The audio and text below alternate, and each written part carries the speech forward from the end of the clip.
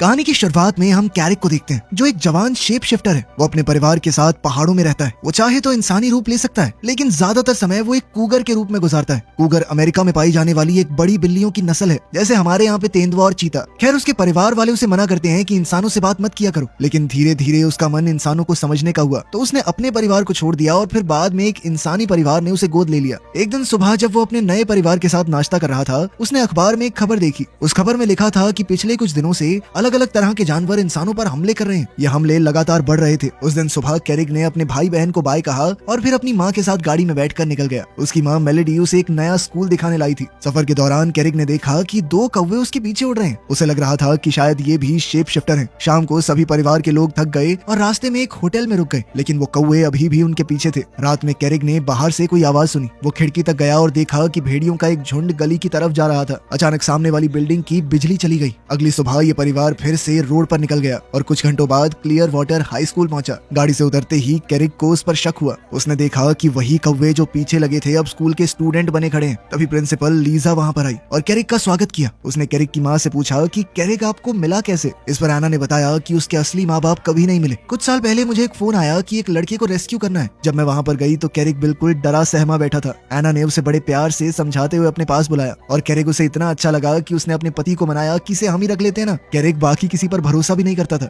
इसी वजह से एना और उसके पति ने आखिर में उसे गोद ले लिया। जैसे ही कैरिक ने 10th पास की तो मुझे इनविटेशन मिला आपके स्कूल से। उसने सोचा कि शहर से थोड़ा दूर शायद कैरिक खुश रहेगा, क्योंकि अपने पुराने शहर वाले स्कूल में वो ज्यादा खुश नहीं था। खैर, अब लीसा ने एना से कहा कि मुझे कैरिक से अकेले में बात करनी है। एना के जाते ही लीसा ने कहा कि मैं तुम्हारा राज जानती हूँ। उसने बताया कि इस स्कूल में सभी शेप शिफ्टर हैं, तुम भी वही हो, इसीलिए तुम्हें इन्विटेशन आया है। मेरे या स्कूल के किसी भी आदमी के आगे अपना राज छुपाने की जरूरत नहीं है।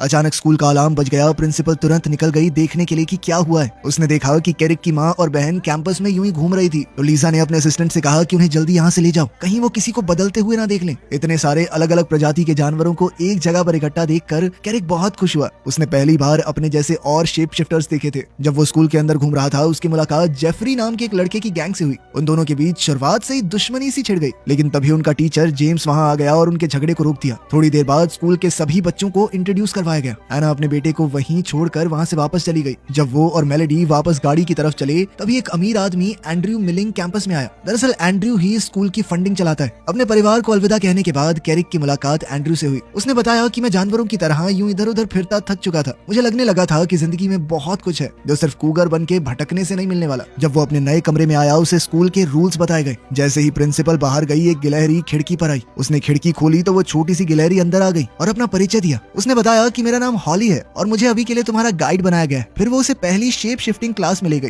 क्लास शुरू होने से पहले उनके टीचर मिस्टर एलवुड ने सबको याद दिलाया कि अपनी शक्तियां सिर्फ क्लास में इस्तेमाल करनी है, बाहर इंसानों के सामने इस्तेमाल करने की इजाजत नहीं है। उनके आगे अपना शरीर बदलना बहुत खतरनाक हो सकता है, तुम्हें पकड़ लिया जाएगा, एक्सपेरिमेंट करेंगे तुम्हारे ऊपर। अब क्योंकि कैरिक स्कूल में नया था, उसे बुलाया गया कि सबके सामने अपना शरीर बदल के दिखाओ। लेकिन उसके कुछ करने से पहले ही ब्रैंडन नाम का एक लड़का बदलकर जंगली भैंसा बन गया। उसका अपनी शक्तियों पर थोड़ा कम कंट्रोल था, इसी वजह से वो ज्यादा देर तक इंसानी रूप में नहीं रह पाता था। जब कैरिक ने देखा कि ये लड़का कितनी आसानी से रूप बदलता है, तो उसका कॉन्फिडेंस थोड़ा गिर गया। उसने बहुत समय से अपना रूप नहीं बदला था, लेकिन तभी लीसा ने उसकी मदद की। उसने कैरिक को उसकी पुरानी जिंदगी याद दिलाई, जब वो अपने माँ बाप के साथ जंगल में घूमता था, भागता दौड़ता था। ये सब सुनकर कैरिक ने भी अपना असली रूप दिखाया। इसके बाद प्रिंसिपल ने सभी बच्चों से अपना रूप बदलने को कहा। तब कैरिक को समझ आया कि जेफरी और उसके दोस्त साथ में इसलिए रहते हैं क्योंकि वो भेड़ियों का एक झुंड है। उस वक्त लीसा ने कहा कि तुम धीरे धीरे अपने इंसान और जानवर वाले रूप को बैलेंस करना सीख जाओगे।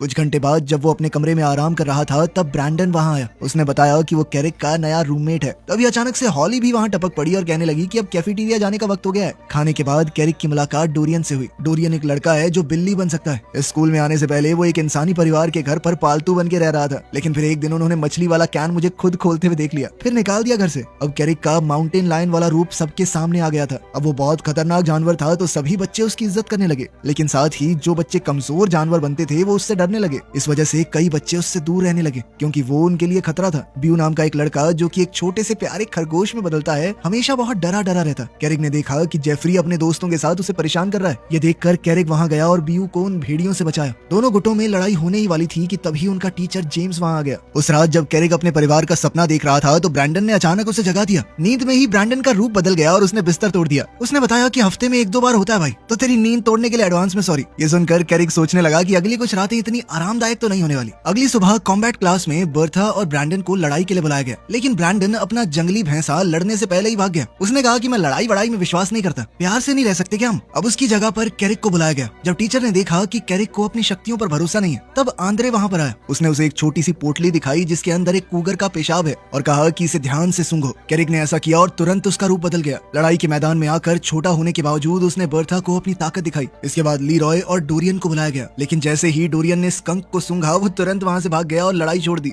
इस तरह लीरॉय आसानी से जीत गया।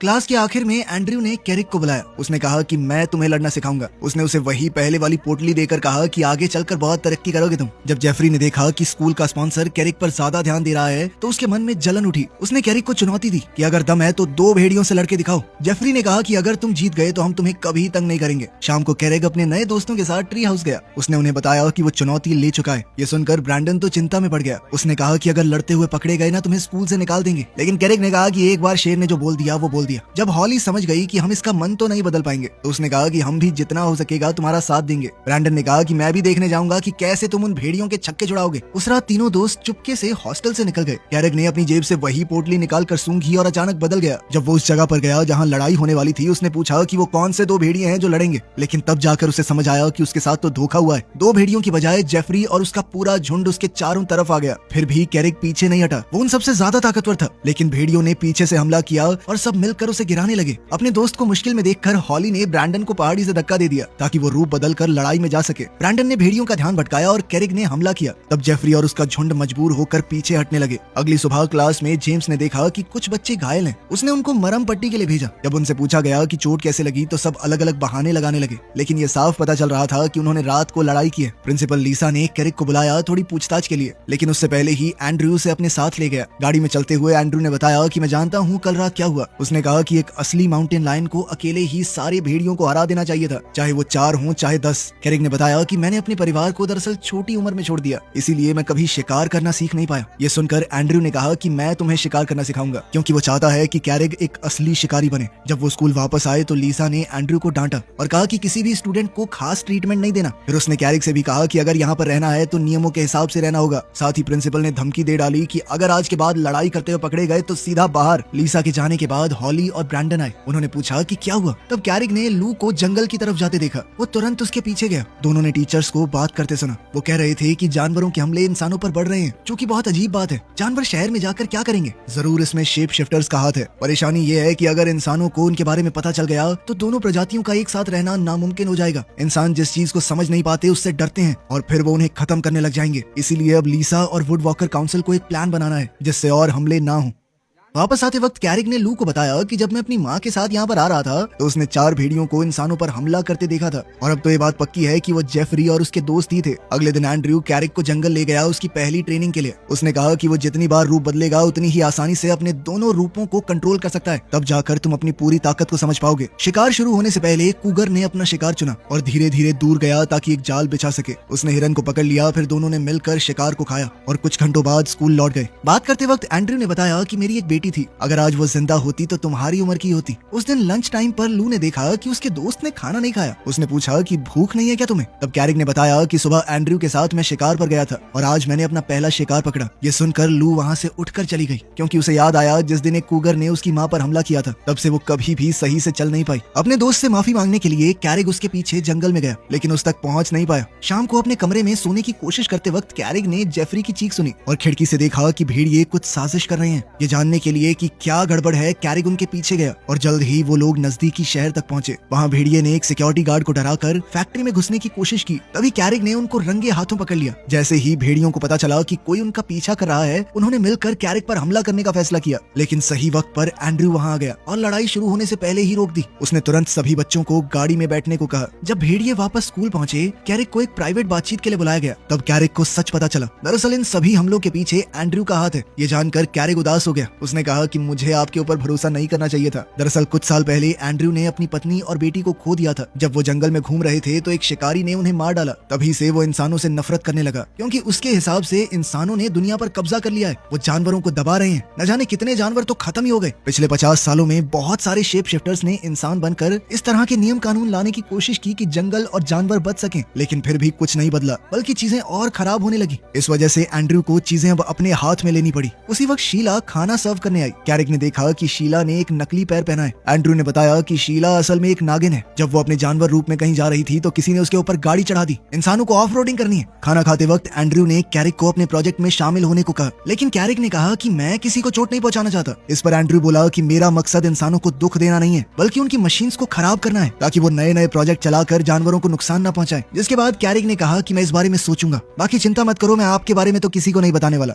अगले दिन सुबह कैरिक ने ब्रैंडन की प्रैक्टिस में मदद की। जंगल में दौड़ते वक्त रास्ते में सब तोड़ते हुए जंगली भैंसा कैरिक के माँ बाप की गाड़ी से टकरा गया, जो अपने बेटी से मिलने के लिए स्कूल आ रहे थे। मौका मिलने पर ब्रैंडन उसके परिवार से माफी मांगने लगा, सर एक्सीडेंट के लिए सॉरी। लेकिन तभी बीच में कैरिक कूद पड़ा। उसने कहा कि ये सबका दुख अपना दुख समझता है, बहुत अच्छा इंसान है, आओ मैं आपको अपना कमरा दिखाता हूँ। जैसे ही वो कमरे में गए, एना ने देखा कि ये गिलहरी उसका सामान खंगाल रही है। तभी अचानक प्रिंसिपल वहाँ आ गई। उसने उन सबसे कहा कि मिलने जुलने का टाइम हमारा फिक्स है, आप लोग ऐसे ही कभी भी नहीं आ सकते। जाने से पहले कैरिक की माँ ने कहा कि हम पूरे हफ्ते पास वाले शहर में ही रुकेंगे और अपने बेटे को भी साथ में ट्रिप पर चलने के लिए बुलाया। कैरिक ने इसके लिए तुरंत हाँ कह दी और अपने परिवार को अलविदा कहा, क्योंकि उन सबको जाकर अपनी गाड़ी ठीक करवानी है। परिवार के जाते ही कैरिक को एंड्रयू का फोन आया। उसने कैरिक से कहा कि इस हफ्ते हम कुछ करने वाले हैं, चलोगे? लेकिन कैरिक ने कहा कि इस वीकेंड पर मैं अपने माँ बाप के साथ जाऊंगा और मुझे वो इंसानों को नुकसान पहुंचाने वाला आइडिया कुछ पसंद नहीं आया। ये सुनकर एंड्रयू ने तुरंत फोन काट दिया। अब कैरिक अपना मन थोड़ा ठीक करने के लिए जंगल में चला गया। कुछ घंटे बाद वो कई मील चल चुका था। तभी अचानक विंग वहाँ आया और उसे बताया कि सब तुम्हारे गायब होने से परेशान है। तभी एक ड्रोन दिखाई दिया और विंग ने जल्दी से कैरिक से कहा कि जल्दी से भाग जा, क्योंकि एक शिकारी ने उनका पीछा करते हुए कुत्ते भेजे हैं। कुछ मिनटों बाद वो कूगर जाकर एक पेड़ के ऊपर चढ़ गया, लेकिन ड्रोन उसका पीछा करता रहा। अपने दोस्त की मदद करने के लिए विंग ने उस ड्रोन को तोड़ दिया और कैरिक भागता रहा। थोड़ी देर दौड़ने के बाद वो रुककर आराम करने लगा। तब शैडो ने उसको कपड़े फेंके ताकि वो वापस इंसानी रूप ले सके। अपने दोस्तों की मदद से लड़का सुरक्षित वापस स्कूल लौट आया, लेकिन कैंपस में वापस घुसने से पहले ही वो थक कर बेहोश हो गया। किस्मत से एंड्रयू उसे मिल गया। वो उसे अपने घर ले गया ताकि वो आराम कर सके।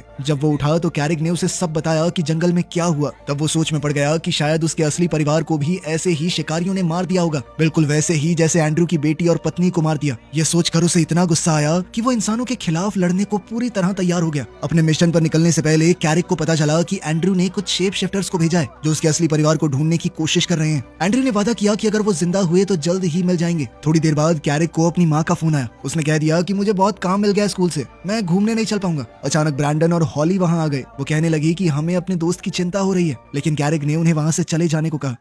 थोड़ी देर गाड़ी चलाने के बाद वो लोग एक खास जगह पर पहुंचे। वहाँ एंड्रयू ने सबको टीम में बांटा और कैरिक को कहा कि जंगल के जानवरों को यहाँ से दूर भगाओ। इस बीच जेफरी और उसके भेड़िए मजदूरों को वहाँ से निकालने में लग गए ताकि कोई जख्मी ना हो। कुछ खरगोशों को भगाने के बाद कैरिक ने देखा कि उसके माँ बाप वहीं पर कैंप लगाने आए हैं। अब वो अपने माँ बाप को बचाने के तरीके सोचने लगा और अब डर से कांपते हुए कैरिक को अपने मेंटोर का फोन आया। एंड्रयू ने कहा कि मैंने तुम्हारे परिवार को उसी घाटी में टेंट लगाते हुए देखा है, लेकिन चिंता मत करो, उन्हें कोई खतरा नहीं है। वहाँ गुस्से से घूमते हुए भेड़ियों को देखकर कर्मचारी बहुत डर गए और वो वहाँ से बचकर भागने के लिए ट्रक में चढ़ गए। जैसे ही लोग निकल गए, डैन गाड़ी में चढ़ा और लकड़ी के टुकड़े गिराने लगा। कैरिक ने उससे कहा भी कि मिशन को रोक दो, मुझे डर लग रहा है, मेरा परिवार शायद खतरे में है। तभी ब्रैंडन और हॉली भी मदद के लिए आ गए। जब शैडो और विंग ऊपर से उड़ते हुए आए तो भेड़ियों ने डर के मारे सारा काम छोड़ दिया और दुम दबाकर वहाँ से भाग लिए, क्योंकि उन्हें डर था कि उनकी इस करतूत की खबर स्कूल तक न पहुँच जाए। उसी वक्त लू वहाँ पर आई और डेरिक को समझाने लगी कि काम बंद करवाने के और भी बहुत सारे तरीके हैं, अगर सब तोड़ दिया तो इंसान बदला लेंगे। लेकिन उसने बात नहीं सुनी। उसने लू को धक्का दिया और तभी कौवे उस पर टूट पड़े। गुस्से में डेरिक एक बड़ा भालू बन गया, लेकिन इस बार अपने दोस्तों को बचाने के लिए ब्रैंडन भी लड़ाई में कूद गया। हॉली की मदद से कैरिक ने डैन को गाड़ी से धक्का दिया और खुद कूगर बनकर उसका पीछा करने लगा। लेकिन तभी एंड्रयू आया और उस लकड़ी के फट्टे को निकाल दिया जिसने गाड़ी को नीचे गिरने से रोका हुआ था, जिससे गाड़ी खुद ब खुद चलने लगी। कैरिक की बगावत देखकर एंड्रयू उस पर चढ़ गया और दोनों में लड़ाई शुरू हो गई। लेकिन जैसे ही कैरिक ने देखा कि लकड़ी के बड़े टुकड़े घाटी की तरफ उसके परिवार की तरफ जा रहे हैं, उसने लड़ाई छोड़ दी और जान जोखिम में डालकर उन्हें बचाने भागा। ऊपर से गिरती हुई लकड़ी की आवाज सुनकर एना ने सबको को छुपने के लिए कहा, लेकिन मेलेडी अपनी माँ की चीख नहीं सुन पाई क्योंकि उसने हेडफोन्स लगाए हुए थे। लकड़ी को अपनी तरफ आता देखकर मेलेडी चीखने लगी, लेकिन कैरिक ने एन वक्त पर कूदकर उसे बचा लिया। डर के मारे एना अपनी बेटी को ढूंढने निकली और जब मेलेडी को जिंदा देखा तो सुकून की सांस ली। मेलेडी ने कहा कि ये कूगर ने मुझे धक्का देकर बचाया है, लेकिन उसके पिता को उसकी बात पर यकीन नहीं हुआ। उसने सोचा कि उसकी बेटी डर के मारे कुछ भी बोल रही है। कुछ मिनटों बाद लू और उसके दोस्तों ने जंगल में कैरिक को बेहोश पाया और डर गए कि उनका दोस्त मर तो नहीं गया। लेकिन जैसे ही उस माउंटेन लायन ने अपनी आंखें खोली, सबको सुकून मिला। कैरिक तुरंत अपने परिवार को देखने के लिए दौड़ा कि वो ठीक तो हैं। तब एंड्रयू वहां आया और कहने लगा कि मैं पास ही में एक लड़के के साथ वॉक कर रहा था, तब मैंने ये एक्सीडेंट देखा।